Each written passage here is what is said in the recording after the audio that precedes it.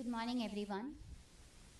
My name is Nivetha, and today I'm going to talk about leveraging Python and quantum principles for enhanced network operations and design. Before we begin, I would like to give a quick introduction about myself. I started my career as a network engineer, and then right now I do network automation and network design.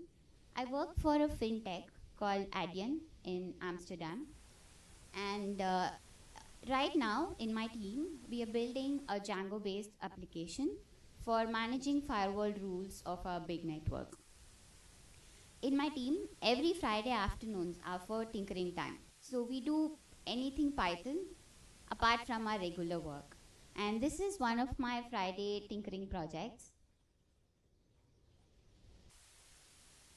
So let me give you an overview of what we will be seeing or looking at in the next 30 minutes. We will start with an introduction to quantum technology and Python's role in network automation. Then we will explore how quantum principles like superposition and entanglement are used in problem solving, and we will look at specific network challenges that we are going to solve or that has the potential to solve network related optimization issues. And then finally we will look at the future of quantum technology and the challenges we have in adopting quantum technology real time. A quick show of hands. So, how many of you have heard or read about quantum technology or quantum computing before? Great. For those who haven't, today is your day to start. Networks are the lifeline of every technology company out there, right? Networks form the backbone of everything any technology company do, whether it is their day-to-day operations or building innovative technological advanced applications. So for a well-managed network engineers have to constantly adapt to the changes in the topology and then optimize traffic for better utilization of links to avoid congestion, allocate resources effectively, ensure their security and scalability in the network. And this is all usually done manually by network operators. And of course, when something is done manually, it is time consuming and error prone. So this is where Python comes in. And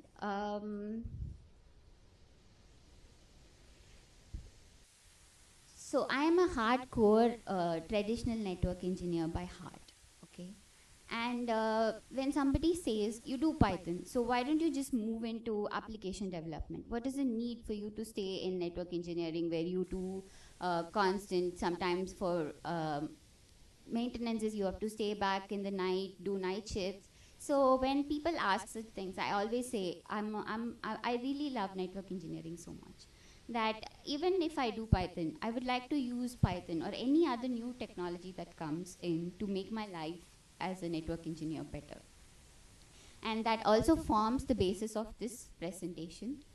And what makes a traditional infrastructure engineer or network engineer who is not very who's not very familiar with programming to access advanced technologies like quantum or AI is Python. If someone can do a bit of Python, they have access from basic automation to quantum computing, from NetMiko to QISKit, and from accessing network devices through API to quantum simulators. So in simple words, this presentation is a network engineer's journey into the quantum world through Python. What is this quantum? Quantum can be defined as anything, a smallest unit of anything that can be measured or interacted with. In physics, electrons or photons have smallest energy, and that is called as quanta. In computing, utilization of quantum bits or qubits to process and represent information is known as quantum computing. And this has the potential, quantum computing has the potential to represent data and process data in ways normal classical bits of 0 and 1 cannot. I've listed down some of the principles in which quantum computing works, and we will be looking at each of these principles in the upcoming slides. And quantum computing also utilizes the principles of quantum mechanics, which are the same thing. The first principle that we're going to look at is superposition. Superposition is when in classical computing we use bits, right? So bits can be either 0 or 1. But in quantum, qubits can be both 0 and 1 simultaneously.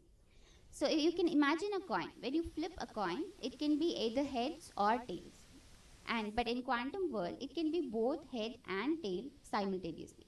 So this simultaneous probability existence makes quantum computing the go-to for processing information in vast amounts simultaneously.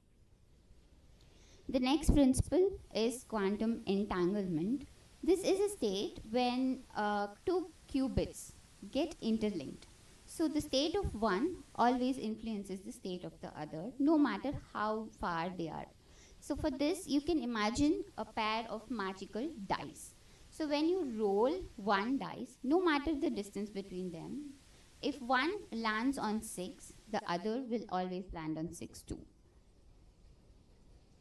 Using these quantum principles, there have been algorithms which have been developed already and are in potential use in research and in startups. And there are also algorithms which are getting developed using these principles to solve other use cases which the existing principles cannot solve. Today, one algorithm that can be of importance for today is the quantum approximate optimization algorithm, or the QAOA algorithm, which I will be demonstrating on how it can be used to solve dynamic network topology management challenge. Okay, so we've looked at what quantum is, what quantum principles are, then we've looked at what are the problems network engineers face on a day-to-day basis. Now we will look at some demonstration on how these principles or these algorithms and using Python can be used to solve network-related optimization issues. The first problem that I've taken up is dynamic network topology management. So in a dynamic network, topology changes frequently. It could be due to device failures, or it could be due to some maintenance activities. And traditionally, network engineers have to log into each of these devices, change configurations to also manage or change the topology accordingly. What the QAOA algorithm can help us to efficiently or quickly find the best arrangement of network nodes that will help us achieve network performance. So here is a network diagram. So this is a diagram of a very small site. It's not even the diagram of a data center or anything. So it's just a diagram of a very small site. And you can see the amount of parameters or data that goes into every single link between two routers. So if you just take one router and if you just take one link between two routers, there are infinite number of parameters that goes into each of these links. And if you imagine if you have to make a change, or imagine if there's going to be a maintenance or device maintenance, it is the network engineer's responsibility to take down that particular device and ensure that no other part of the network is affected. And imagine doing this on a big network like the internet, or imagine doing this on a service provider network where they have 10,000s and thousands of routers and links. So this is where we can utilize QAOA or quantum algorithms to come for our help. So this is particularly suited for optimization issues of network because this algorithm has the potential to handle multiple variables and multiple configurations in parallel because of the existence of qubits simultaneously. So in QAOA algorithm, I don't want to go into the details of how QAOA works because it is highly mathematical and I don't think it would be possible to cover everything. So I just put up a high level diagram of how QAOA works for network topology management. In this demonstration, we are going to utilize a cost function. This function is going to have all the variables for a particular link. Say, for example, the cost between two routers, and say you want to have less latency. So we're going to put up all of these into a cost function, and our goal for today is to minimize this cost function and have this cost function at its minimum. And when you have a quantum circuit state which has this minimum cost function, the QAOA algorithm will define that as the most optimal solution, or in other words, most optimal network topology for that particular moment in time. So QISKit and quantum gates. QISKit is a Python framework for anything related to quantum. So this is an open source framework and it is developed by IBM. Using QISKit, we can define quantum circuits, we can apply quantum gates to our problem statement, and we can also do any possible operations, everything using Python.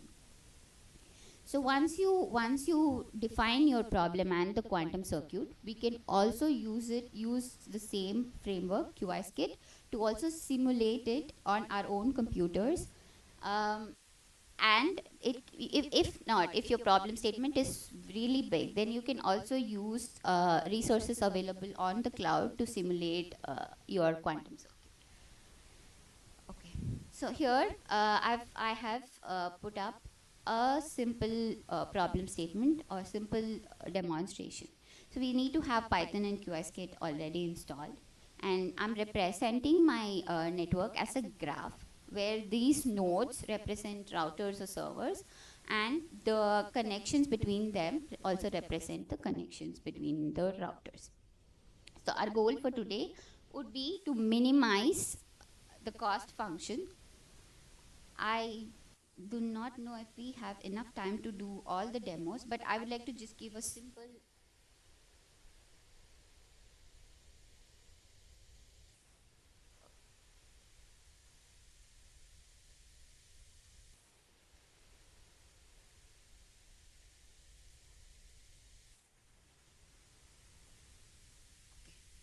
So I would like to give a simple demo for QAOA. So if you see here, I'm representing my network as the edges, and then we build the graph, and we're going to also use the classical layout formation topology or shortest path topology algorithm, which is called Dijkstra, to solve this graph. And then we are also going to use QAOA, and then we will compare these both and see the performance improvement. So I put up classical algorithm path, and then we also have QAOA. So in QAOA, we are going to first define our problem as the number of nodes in the network, and then we will apply the QAOA optimizer to optimize the probability of finding the best layout. And then we are going to calculate the time for both QAOA, and we starting and then ending the time, and then we're going to run QAOA. So if I'm going to quickly run, I put up less reps as possible so that this runs as quickly as possible. So this is our network, and then once we do, yeah. So once we run both these algorithms, you can see the performance improvement in quantum and in the classical algorithm. So this is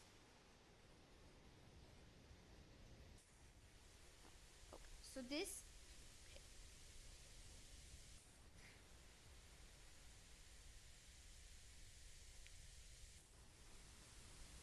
so this is the advantages of trying out quantum for your problem statements. The next problem statement I have taken is traffic routing. The first one we saw is for managing the topology of a network.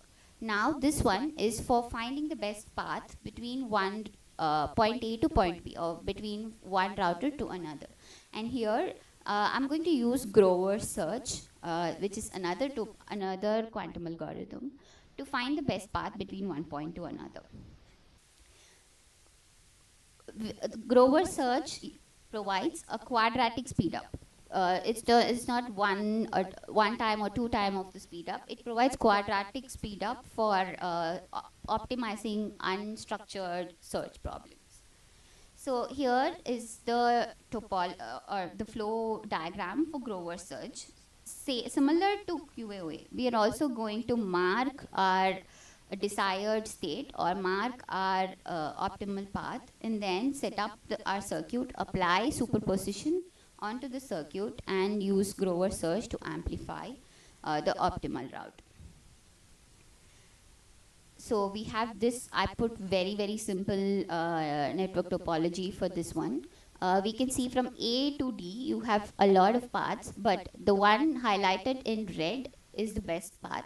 And we're going to use Grover search to find this path. I don't know if we have time. Okay. So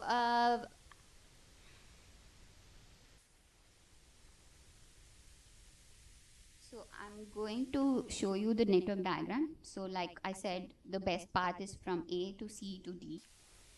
And then here I have the Grover's implementation. So we're going to first mark our desired state, and in Grover's terminologies it's called marking the oracle. And then we're going to use qubits to find all the possibilities that we have for the best path. And then we're going to append these two. And so AER is the simulator in QISKit for simulating any problem statements that you have on your local computer. So this is the simulation, and then if you run this one, you can see the number of possibilities that the Grover search algorithm searches for. And then I'm just going to visualize it here, the performance improvement visualization. So you can already see the amount of improvement that Grover search provides.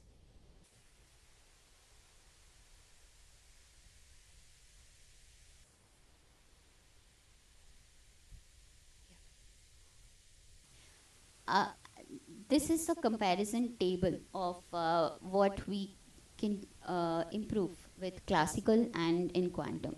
But one thing to note here is that uh, we are running this all on simulators with a very minimal data set, right? And this simulation on my computer, or on a classical computer, has an overhead. So right now the examples I showed, they are all simple data sets, and they do not take more than 4 or 5 qubits to run.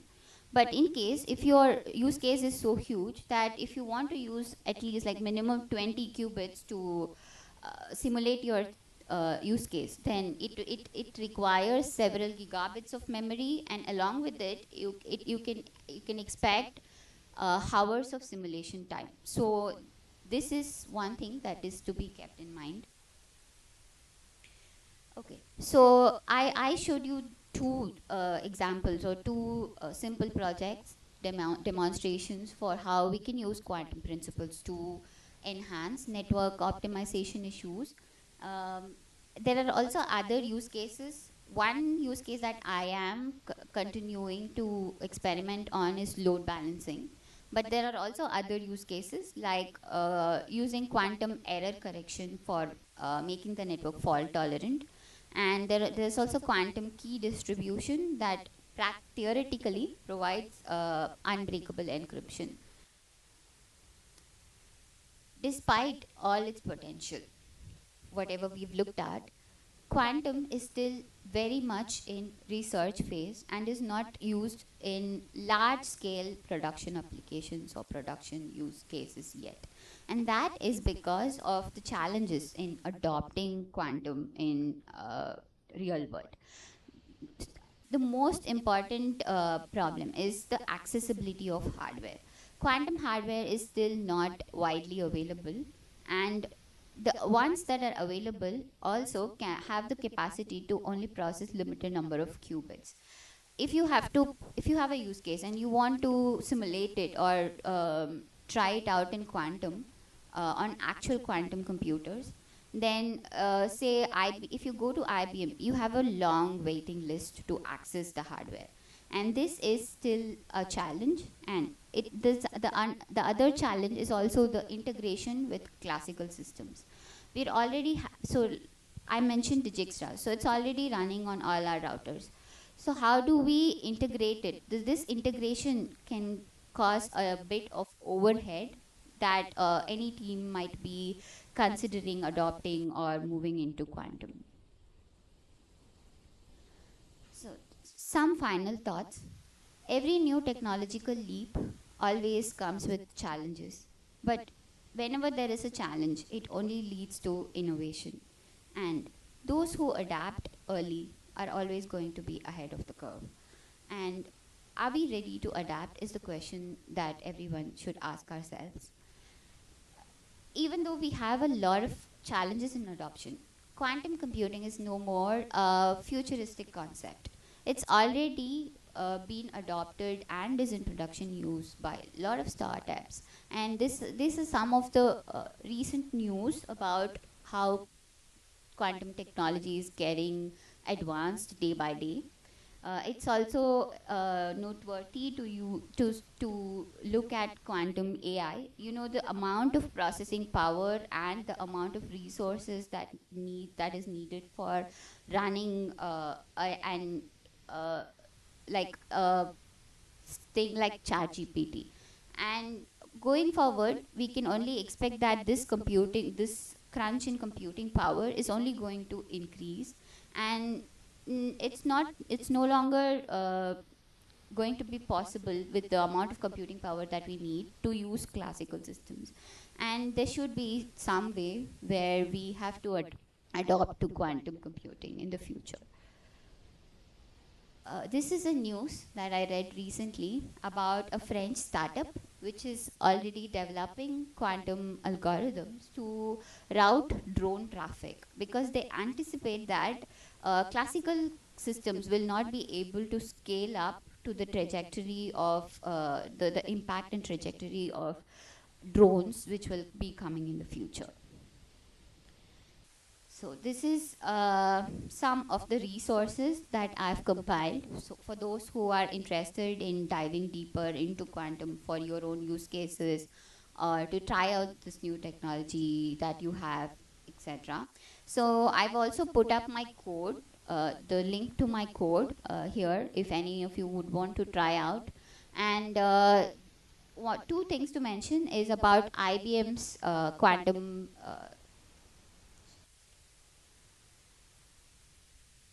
Two things to mention are about IBM's availability of quantum hardware for us to research upon. And you also have Amazon and Microsoft giving quantum as a service. So this is Amazon's quantum research page. You can already see how fintech like my company are using quantum algorithms for their own use cases. You also have some startups that are providing full-fledged quantum software, where they give hardware, firmware, the algorithms, frameworks, and everything for us to research as well as adopt upon. Yeah, so I've covered a lot. I think Python, quantum, and then network automation today. And I would like to hear your thoughts if we have time, and if there's time for questions. Yeah, we have 5 minutes, so If anyone has any questions, they can ask.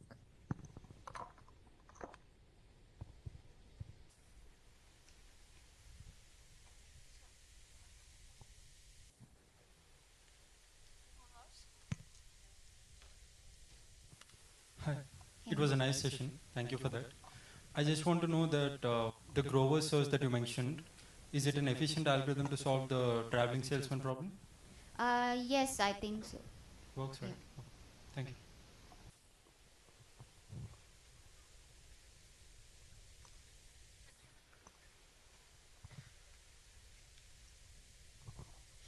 Hi, thank you for the talk. It was Thank really you. nice. I have a question. For example, I have a network and I want to share a classical data that is represented ones and zeros through the network to another router and convert back.